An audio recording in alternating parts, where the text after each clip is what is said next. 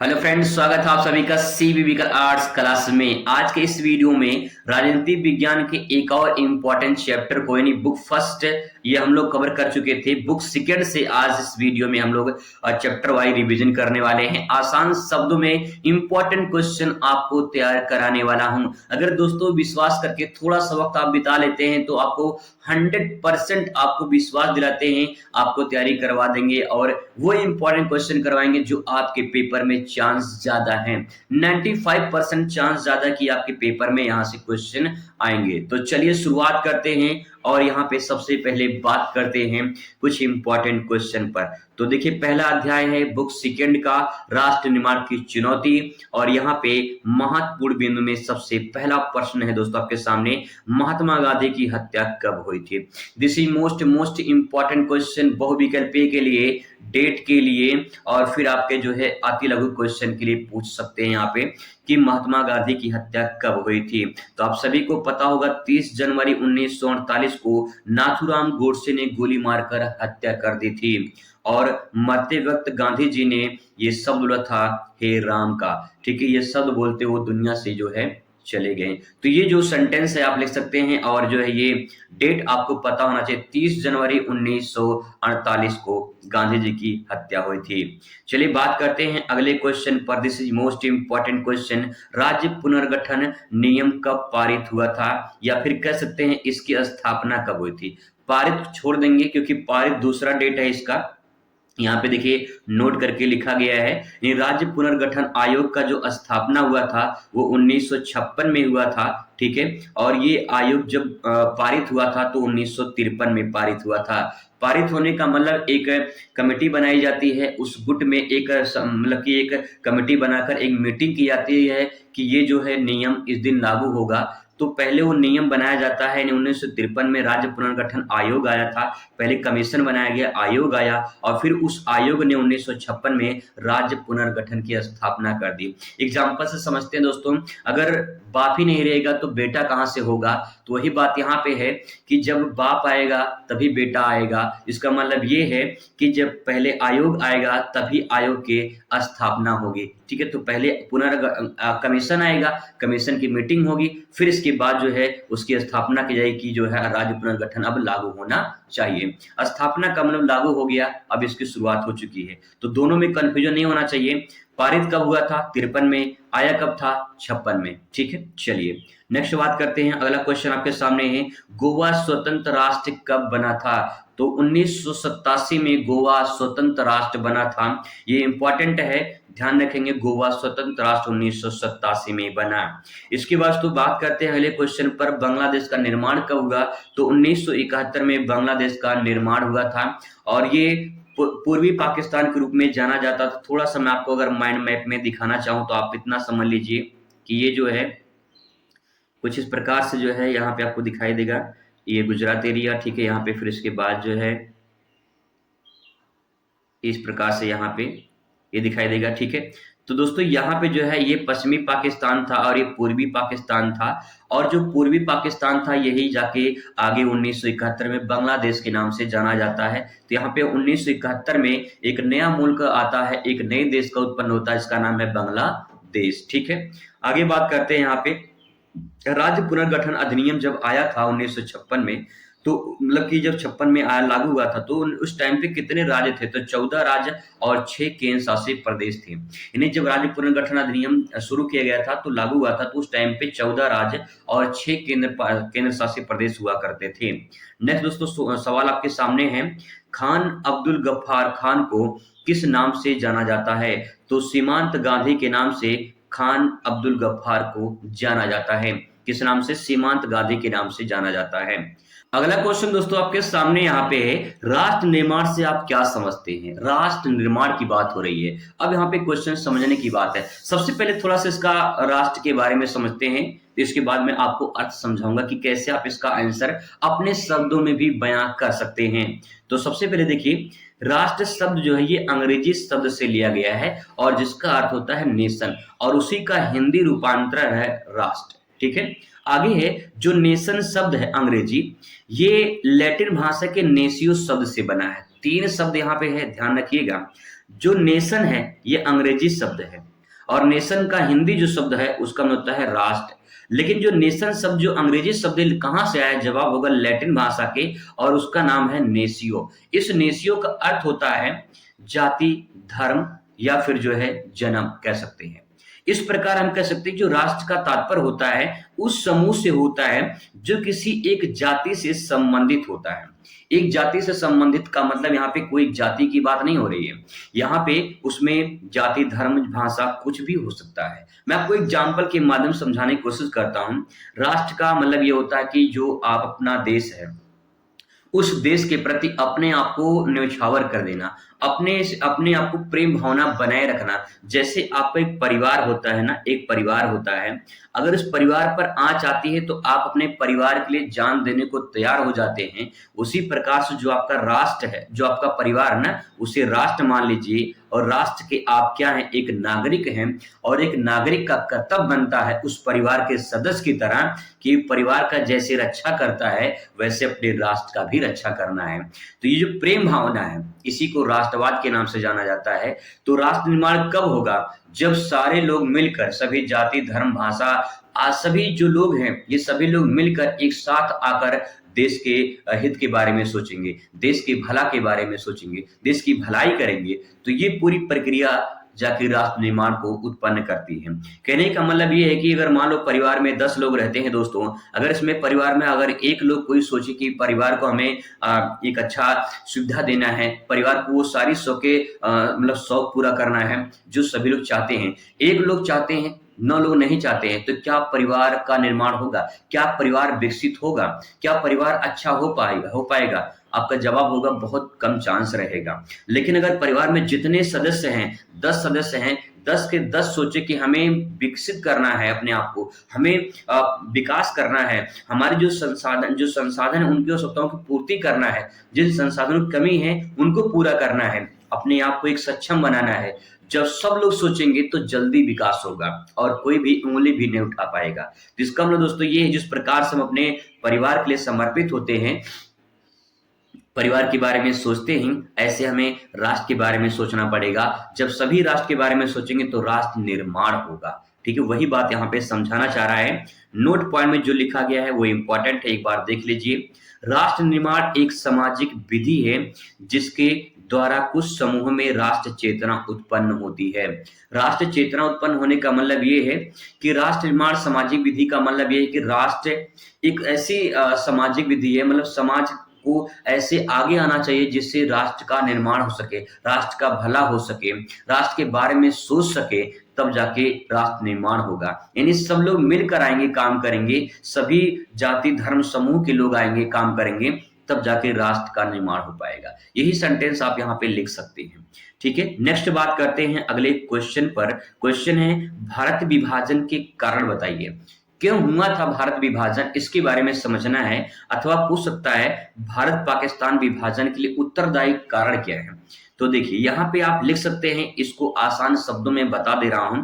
राजनीतिक कारण है, सामाजिक कारण है, धार्मिक कारण है, ब्रिटिश सरकार का शासन और सर्वश्रेष्ठ की भावना। ये कुछ इंपॉर्टेंट कारण है दोस्तों, बहुत ही मोस्ट इंपॉर्टेंट प्रश्न है कि विभाजन का आखिर कारण क्या था। अगर पेपर में आ गया तो बहुत अच्छी बात है, नहीं आया तो आपको ये पता होना चाहिए भैया देश के नागरिक होने के कारण कि आखिर बंटवारा क्यों हुआ, विभाजन क्यों हुआ देश का। आइए समझने की कोशिश करते हैं राजनीतिक कारण में। राजनीतिक कारण में एक तरफ जो है पंडित जवाहरलाल नेहरू और एक तरफ मोहम्मद अली जिन्ना। ठीक है, ये दोनों लोग के बीच में एक ऐसा जो है मतभेद चल रहा था। पंडित जवाहरलाल नेहरू अपना अपना बात रख रहे थे और मोहम्मद अली जिन्ना वो अपना बात रख रहे थे, जिससे जो है हम सरकार बनाएंगे, हम सरकार बनाएंगे। और राजनीति कैसी है आप जानते हैं, सरकार बनाने के चक्कर में राजनीति में जो है बंटवारा, यहाँ पे एक दीवार खींच गई और भारत पाकिस्तान का बंटवारा हो गया। तो ये भी कारण माना जाता है। इसके बाद आता है सामाजिक कारण। सामाजिक कारण में आता है यहाँ पे वहां पे जो भी समाज में बुराइयां थी, समाज के लोग, ऐसे कुछ लोग थे जो बंटवारा चाहते थे। तो कहने का मतलब ये है कि यहाँ पे हिंदू मुस्लिम को आपस में लड़ाया था अंग्रेजों ने, और उसके बाद जो है समाज में बुराइयां उत्पन्न हो गई और उस बुराई के कारण समाज बट गया, यानी देश का बंटवारा हो गया। ऐसे आप सेंटेंस को समझ के लिख सकते हैं। धार्मिक कारण में हिंदू मुस्लिम का बंटवारा आप यहाँ पे लिख सकते हैं। धार्मिक कारण में हिंदू मुस्लिम का बंटवारा भी लिख के आप उसके बारे में थोड़ा समझ सकते हैं कि जब बंटवारा हुआ था तो अंग्रेजों ने लड़ा दिया था हिंदू और मुस्लिम को आपस में, और हमेशा दूसरे को दुश्मन बन गए, और फिर इसके बाद जो है धार्मिक विभाजन में हिंदू मुस्लिम अलग अलग हो गए और फिर देश का बंटवारा हो गया। ऐसे आप दोस्तों देख सकते हैं ब्रिटिश सरकार का शासन ये सबसे बड़ा कारण माना जाता है बंटवारे का, क्योंकि ब्रिटिश ही जो है बंटवारे के कारण माने जाते हैं। वही जो है अगर चाहते तो बंटवारा ना होता, लेकिन कुछ और भारत के लोग भी तो वो भी तो चाह रहे थे बंटवारा हो जाए, कुछ पाकिस्तान के लोग थे वो भी चाह रहे थे बंटवारा हो जाए। तो कहने का मतलब ये है कि साथ साथ में, जैसे होता है कहावत है गेहूं के साथ घुन पिसाता है, वही बात यहाँ पे आ जाती है कि ब्रिटिश अगर चाह रहे थे तो भारत के पाकिस्तान के लोग भी चाह रहे थे कि बंटवारा हो जाए, हिंदू मुस्लिम अलग अलग हो जाए, दोनों मुल्क अलग हो जाए। ये यहाँ पे पॉइंट आ जाएगा। नेक्स्ट है सर्वश्रेष्ठ की भावना। हमेशा अपने आप में सर्वश्रेष्ठ की भावना होती थी कि मैं सर्वश्रेष्ठ हूँ, और उसी सर्वश्रेष्ठ चक्कर में जो है कोई झुकने को तैयार नहीं हुआ और देश का विभाजन हो गया। तो दोस्तों इसके बारे में आप आराम से समझ के ले सकते हैं, पूरा नंबर आपको यहाँ पे मिलेगा। ठीक है, नेक्स्ट बात करते हैं। अगस्त 1947 में नव स्वतंत्र भारत के सम्मुख कौन कौन सी चुनौतियां आई थी? चुनौती का मतलब चुनौती आई थी भैया। ठीक है, कौन कौन सी चुनौतियां आई थी? तो आइए देखते हैं। जब देश आजाद हो गया तो क्या चुनौती आई थी? एक मैं आपको बात बता दूं, जैसे जब कोरोना आया था ना, कोरोना बीमारी आपने देखा होगा, तो कोरोना बीमारी में जब आई थी तो उसमें उस टाइम पे क्या क्या चुनौती आई थी भाई। लॉकडाउन लग गया था और बहुत सारी समस्याएं हो थी, मतलब कि बहुत लोगों की आर्थिक जीवन बर्बाद हो गया था। तो कहने का मतलब ये है कि कौन कौन सी समस्या आई थी। देश आजाद हो गया, अब कौन सी समस्या आई थी? तो यहाँ पे देखिए, सबसे पहला लोकतंत्र स्थापित करने की चुनौती। जब देश गुलाम था अंग्रेजों का तो लोकतंत्र नहीं था। जब देश आजाद हो जाता है तो लोकतंत्र स्थापित होता है। लोकतंत्र का मतलब जिसमें जनता अब सरकार बनाएगी उसे लोकतंत्र कहा जाएगा। तो लोकतंत्र स्थापित करने की सबसे बड़ी चुनौती थी, क्योंकि एक बहुत बड़े विशाल देश में, भारत जैसे विशाल देश में, यहाँ पे सभी धर्म के लोग, सभी जाति के लोग रहते थे, और सभी धर्म जातियों को मिलाकर एक साथ लोकतंत्र स्थापित करना बहुत बड़ी चुनौती थी। एक परिवार को संभालना मुश्किल होता है, तो देश को संभालने के लिए सबसे बड़ी चुनौती सामने आ गई। नेक्स्ट बात करते हैं आर्थिक विकास की चुनौती। भारत एक गरीब देश की श्रेणी में आता था, अभी भी है, लेकिन यहाँ पे देखा जाए जो पिछले जब देश आजाद हुआ था ना, बहुत ज्यादा गरीबी थी, भुखमरी बहुत ज्यादा थी। उस टाइम पे लोगों के पास इतने पैसे नहीं थे कि वो ट्रेन से जाके सफर कर सकते थे, इतने पैसे नहीं थे वो। तो कहने का मतलब है कि आर्थिक चुनौतियां बहुत बड़ी चुनौती थी कि कैसे गरीबी को जो है मिटाया जाए, कैसे गरीबी को खत्म किया जाए, बेरोजगारी को कैसे दूर किया जाए। बहुत सारी आर्थिक समस्याएं वहां पे उस टाइम पे आई थी, तो ये भी एक चुनौती है। इसके बारे में थोड़ा सा आप लिख सकते हैं अगर समझ जाएंगे तो। नेक्स्ट है शांति बनाए रखने की चुनौती। जैसे एक भीड़ इकट्ठा हो जाती है ना, उस भीड़ को शांत करने में बहुत मशक्कत करनी पड़ती है। अगर आप माइक लेकर स्टेज पे खड़े हो जाएं तब भी जल्दी भीड़ शांत नहीं होती है। और इतने बड़े देश में, एक बहुत बड़े देश में शांति बनाए रखना, कि देश में जो है बंटवारा हो रहा है, देश में सब लोग उथल पुथल हो रहा है, कोई पाकिस्तान जा रहा है, कोई बांग्लादेश जा रहा है, कोई भारत में रह रहा है, कोई भारत में आ रहा है। तो ये जो चुनौती थी ना, बहुत बड़ी चुनौती थी कि भाई शांति बनाए रखिए, कोई लड़ाई झगड़ा ना हो। इसके बावजूद भी हिंदू मुस्लिम में लड़ाई हो जाती थी, बहुत सारी समस्याएं हो जाती थी, लोग मारपीट करते थे, दूसरे को मार देते थे, इतनी ज्यादा वहां पे समस्याएं होती। तो शांति बनाए रखने की चुनौती सबसे बड़ी चुनौती मानी जाती है कि सब लोग शांत रहें, कोई लड़ाई झगड़ा ना हो, कोई धर्म किसी धर्म को मारे ना, मतलब कोई अवहेलना ना करे, या कोई जाति आपस में जाति लड़े ना। बहुत सारी समस्याएं थी, शांति बनाए रखने की चुनौती बहुत बड़ी चुनौती मानी जाती है। नेक्स्ट है दोस्तों संबंध बनाए रखने की चुनौती।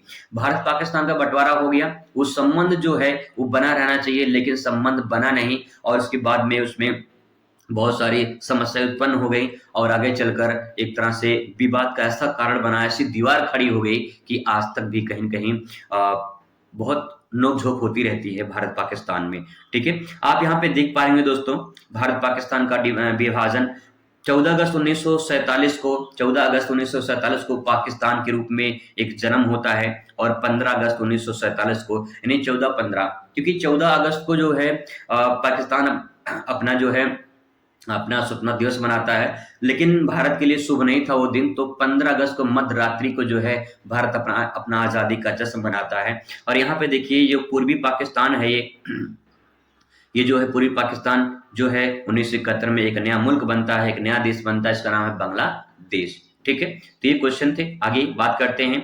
एक क्वेश्चन आपसे पूछा जा सकता है, बहुत ही मोस्ट इंपॉर्टेंट बनी है क्वेश्चन। सरदार वल्लभ भाई पटेल, भारत की एकीकरण में सरदार वल्लभ भाई पटेल की भूमिका का उल्लेख कीजिए। बहुत ही मोस्ट इंपॉर्टेंट प्रश्न है कि सरदार वल्लभ भाई पटेल ने भारत का जब एकीकरण करना था उसमें कितनी महत्वपूर्ण भूमिका निभाई थी। आइए उनकी भूमिका के बारे में समझते हैं। और यहाँ पे सबसे पहले सरदार वल्लभ भाई पटेल को लौह पुरुष के रूप में जाना जाता है। यहाँ से एक बहुविकल्पीय सवाल बन जाएगा कि लौह पुरुष किसे कहा जाता है, तो जवाब होगा सरदार वल्लभ भाई पटेल को लौह पुरुष के नाम से जाना जाता है। नेक्स्ट है, देश की आजादी के बाद देशी रियासतों को भारत में विलय करना आसान नहीं था, लेकिन सरदार पटेल की अध्यक्षता में स्टेट विभाग की स्थापना की गई और इसके बाद जो है सरदार वल्लभ भाई पटेल ने देशी रियासतों को भारत में विलय किया। और जैसे बड़ी रियासतें हैदराबाद, बड़ौदा, कश्मीर, यहाँ मैसूर लिखा है, मैसूर, जूनागढ़, ये कुछ ऐसी बड़ी रियासतें थी जो भारत में शामिल किए गए थे। आइए इसका थोड़ा सा मैं आपको एक्सप्लेन और कर दूं ताकि जो है आपको दिक्कत ना हो। सरदार वल्लभ भाई पटेल लौह पुरुष के रूप में जाने जाते हैं। जब देश आजाद हुआ ना, आजादी के बाद अंग्रेजों ने कहा था कि जो देशी रियासतें हैं, देशी रियासतों का मतलब जो रजवाड़ी शासन है, जहां जहां राजा के शासन थे उन रजवाड़ी शासन को उन्होंने कहा था कि चाहे स्वेच्छा से पाकिस्तान में चले जाएं या स्वेच्छा से अपने भारत में ही रहें, कोई दिक्कत नहीं है, या अपना वो स्वतंत्र रह सकते हैं। ये जो है यहाँ पे बात कही गई थी। लेकिन देशी रियासतों में जब विलय की बात आई, यानी भारत में विलय करने की बात आई, तो सरदार पटेल आगे आते हैं और सरदार पटेल की अध्यक्षता में एक स्टेट विभाग की स्थापना की जाती है। और उसके बाद जो है उन्होंने देशी रियासतों को विलय करने में सबसे अहम भूमिका निभाई थी। नहीं तो अगर देशी रियासतें विलय ना होता तो शायद या तो कुछ पाकिस्तान में चले गए होते या तो जो है उनका एक अलग मुल्क बन गया होता। तो इन्होंने बहुत इंपॉर्टेंट काम किया था, जैसे हैदराबाद, बड़ौदा, कश्मीर, मैसूर, जूनागढ़, ये कुछ इंपॉर्टेंट ऐसे देशी रियासतें थे जिनको विलय किया गया था। ठीक है, आगे बात करते हैं। यहाँ पे नेक्स्ट पॉइंट आपके सामने है। हैदराबाद के शासक निजाम उस्मान इसे आज उजुमान के नाम से जाना जाता है। हैदराबाद की एक बड़ी रियासत थी, ये हैदराबाद की एक बड़ी रियासत थी और इसको भी शामिल किया गया था। मणिपुर के राजा बोधचंद्र सिंह भारत सरकार के साथ विलय करने के संबंध में एक अपना हस्तक्षेप करते हैं, मतलब कि विलय करने की बात करते हैं और वहां पे विलय होता है। ठीक है, इस प्रकार से देशी रियासतों को भारत में विलय हुआ। यहाँ पे अगला पॉइंट लिखेंगे द्विराष्ट्र राष्ट्र सिद्धांत। द्विराष्ट्र राष्ट्र सिद्धांत क्या है, थोड़ा सा इसको समझते हैं और फिर आगे बात करते हैं। यहाँ पे भारत का विभाजन दो खेमों में हुआ था, पाकिस्तान, दूसरा भारत, और इसी द्वीप को द्विराष्ट्र राष्ट्र सिद्धांत के नाम से जाना जाता है। इसको द्वीप नहीं बल्कि इसको कहेंगे द्विराष्ट्र राष्ट्र सिद्धांत। ठीक है, द्विराष्ट्र राष्ट्र सिद्धांत। यहां से एक प्रश्न बन जाएगा कि द्विराष्ट्र राष्ट्र सिद्धांत से आप क्या समझते हैं। बहुत सिंपल पॉइंट है। द्विराष्ट्र राष्ट्र सिद्धांत का मतलब ये है कि जब भारत और पाकिस्तान का बंटवारा हुआ तो एक राष्ट्र बना आपका पाकिस्तान और एक राष्ट्र बना जो है आपका भारत हिंदुस्तान। तो इसमें इसी को राष्ट्र को द्विराष्ट्र राष्ट्र के नाम से जाना जाता है। ठीक है, पाकिस्तान में देखिए यहाँ पे आगे लिखा है कि पाकिस्तान की अध्यक्षता मोहम्मद अली जिन्ना की अध्यक्षता के कारण मुसलमान अपना अलग देश मांग करने लगे और भारत कुछ नेताओं ने हिंदुओं के समर्थन किया, जिससे भारत दो भागों में बट गया। वही मैंने आपसे कहा था कि सत्ता के लिए जो है राजनीतिक कारण जो है यहाँ पे बंटवारा माना जाता है, तो भी राजनीतिक जो कारण है ये भी बंटवारे का कारण माना जाता है। ठीक है, आगे बात करते दोस्तों। अगला क्वेश्चन आपके सामने है, राज्य पुनर्गठन का मुख्य कार्य क्या है, इसकी विशेषता बताइए। राज्य पुनर्गठन, आइए इसके बारे में बात करते हैं। आई होप आपको समझ में आ रहा होगा और राज्य पुनर्गठन के बारे में थोड़ा समझने की कोशिश करते हैं। यहाँ पे सब कुछ आपको डिटेल में क्लियर हो जाएगा कि आखिर राज्य पुनर्गठन क्या है। अंग्रेजों के शासन काल में, यहाँ पे लिखेंगे कि अंग्रेजों के शासन काल में भारत दो भागों में विभक्त हो गया था। पहला ब्रिटिश शासन, दूसरा देशी रियासतों। देखिए यहाँ पे कहा गया है कि जब अंग्रेज यहाँ पे आए थे ना, तो अंग्रेजों के शासन काल में देशी रियासतें ब्रिटिश सरकार में और प्रांतों में विभाजन हो गया। मतलब कि एक तरफ ब्रिटिश सरकार थी और एक तरफ देशी रियासतें थी। ऐसे बैठिए बेटा, देशी रियासतें थी और इसके बाद जो है जब ये विभाजन हुआ तो यहाँ पे आगे देखिए लिखा गया है, ब्रिटिश प्रांत के भारत में विभाजन हो गया और सही तरीके से नहीं हुआ था, और उसका विभाजन प्रशासन के आधार पर होना था कि जो जो अपना प्रशासन चलाएंगे उसी के आधार पर जो है उनका विभाजन होगा। आगे है, भारत में भाषा के आधार पर राज्यों का पुनर्गठन किया गया। आगे अब यहाँ पे मेन पॉइंट है कि भारत में जो पुनर्गठन हुआ राज्यों का, वो किसके आधार पे हुआ, तो जवाब होगा कि भाषा के आधार पर हुआ। अगर आपसे क्वेश्चन पूछ ले किसके आधार पे हुआ, तो जवाब होगा भाषा के आधार पे राज्य का पुनर्गठन हुआ। आगे यहाँ पे दोस्तों देखेंगे कि जिसमें 1953 में राज्य पुनर्गठन आयोग की स्थापना की गई, इन्हीं राज्य पुनर्गठन आया और 1956 में जो है इसे पारित कर दिया गया, मतलब लागू कर दिया गया। ठीक है, नेक्स्ट है, उस टाइम पे 14 राज्य और 6 केंद्र शासित प्रदेश हुआ करते थे और धीरे धीरे जो है भाषा के आधार पर राज्यों का पुनर्गठन शुरू हो गया। जैसे आप देखे होंगे राज्यों में जो पुनर्गठन हो रहा है, मतलब होता है वो, जैसे तेलुगु, तमिल, उड़िया, पंजाबी, मराठी, जो है बहुत सारे जो है भाषा के आधार पे आपके डिवाइड राज्य हुए हैं। तो इस प्रकार से आप यहाँ पे समझ सकते हैं। वर्तमान में भारत के पास 28 राज्य और 8 केंद्र शासित प्रदेश हैं। 2 जून 2014 को जो है आंध्र प्रदेश से तेलंगाना राज्य अलग हुआ था। इस टाइम पे ये 29वां राज्य बना था। लेकिन 31 अक्टूबर 2019 को जम्मू कश्मीर से जो है जम्मू कश्मीर और लद्दाख को केंद्र शासित प्रदेश बना दिया गया। फिर इसके बाद 26 जनवरी 2020 को जो है दादरा नगर हवेली और दमन द्वीप को आपस में मिला दिया था, मर्जर कर दिया गया था। तो इस प्रकार से जो है यहाँ पे अब आप देख पाएंगे कि छोटा छोटा क्वेश्चन है। मध्य प्रदेश जो है ये छत्तीसगढ़ से अलग हुआ था, मध्य प्रदेश से छत्तीसगढ़ अलग हुआ था। ठीक है, और ये अलग हुआ था 1/11/2000 सन 2000 को, जिसमें 26वां राज्य बना था। फिर उत्तर प्रदेश से उत्तराखंड अलग हुआ था 9/11/2000 सन 2000 को, इसमें 27वां राज्य बना था। और इसके बाद बिहार से झारखंड अलग हुआ था, इसमें जो है ये 28वां राज्य बना था। ठीक है, फिर आंध्र प्रदेश से अलग हुआ तेलंगाना 2 जून 2014 को, जिसमें 29वां राज्य बना। लेकिन भारत में वर्तमान में 28 राज्य और 8 केंद्र शासित प्रदेश हैं, क्योंकि जम्मू कश्मीर जो राज्य हुआ करता था उसको जो है 31 अक्टूबर सन 2019 को जो है केंद्र शासित प्रदेश बना दिया गया। तो इस प्रकार से 28 राज्य और 8 केंद्र शासित प्रदेश है। मैंने यहाँ पे बहुत कुछ आपको बता दिया है, ये सब आपको बहुत किताबों में नहीं मिल पाएगा एक साथ में, तो आप कोशिश करिएगा कि इसको जो है अच्छे से समझने की कोशिश करिएगा। अगला पॉइंट दोस्तों, यहाँ पे राज्य का पुनर्गठन का कार्य क्या है। तो देखिए, राज्य का जो पुनर्गठन कार्य है वो ये है कि भारत की एकता और सुरक्षा को बनाए रखना। भाई सिंपल सी बात ये है कि अगर कोई राज्य किसी राज्य से अलग हो रहा है, जैसे कोई भाई दूसरे भाई से अलग हो रहा है, तो वही सोचेगा कि भाई उनके बीच में कोई लड़ाई झगड़ा ना हो, बाद में सब लोग शांति बनाए रखें और कोई दिक्कत परेशानी ना हो। तो एकता और सुरक्षा बनाए रखे, यही उनका उद्देश्य होता है। राज्य गठन का भाषा के आधार पर किया जाए, ये सबसे इंपॉर्टेंट रहेगा। जहां पे जो भाषा के लोग बोलते हैं उनको उस प्रकार से डिवाइड किया जाए। राज्यों का प्रशासनिक जो है रूप ध्यान में दिया जाए कि जो प्रशासनिक रूप है वहां पे, यानी जो प्रशासनिक जो प्रशासन वहां पे अच्छे से काम करे, ताकि जो है राज्य का अच्छे से विकास हो पाए। ठीक है, नेक्स्ट है, प्रत्येक राज्यों के लिए एक राजधानी बनाना। ये इंपॉर्टेंट किया गया कि हर राज्य की अपनी राजधानी होगी, ताकि दूसरे राज्य को किसी दूसरे राज्य में जाना ना पड़े। जैसे पंजाब हरियाणा की राजधानी है चंडीगढ़, तो पंजाब हरियाणा की राजधानी चंडीगढ़ है, तो कहीं कहीं पंजाब वालों को हरियाणा में चंडीगढ़ में, फिर हरियाणा को भी चंडीगढ़ में जाना पड़ता है। तो कहने का मतलब ये कि हर राज्य की एक राजधानी होगी, तो उसमें दिक्कत नहीं होगी।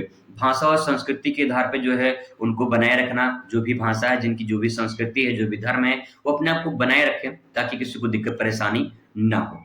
ठीक है, क्वेश्चन नंबर नेक्स्ट आपके सामने है, भारत विभाजन की समस्याओं का वर्णन कीजिए। क्या क्या समस्याएं हुई थी भारत विभाजन के टाइम पे। ठीक है, इसके बाद क्वेश्चन आएगा नेक्स्ट, फिर इसके बाद क्वेश्चन आएगा आपका दूसरा। ठीक है, तो ये कुछ क्वेश्चन है जो इंपॉर्टेंट है, आपको मैं अगली वीडियो में बताऊंगा कैसे क्वेश्चन को तैयार करेंगे। ठीक है, चलिए मुलाकात करते हैं अगली वीडियो में। तब तक खुश रहिए, मस्त रहिए और जिंदगी में स्वस्थ रहिए। धन्यवाद।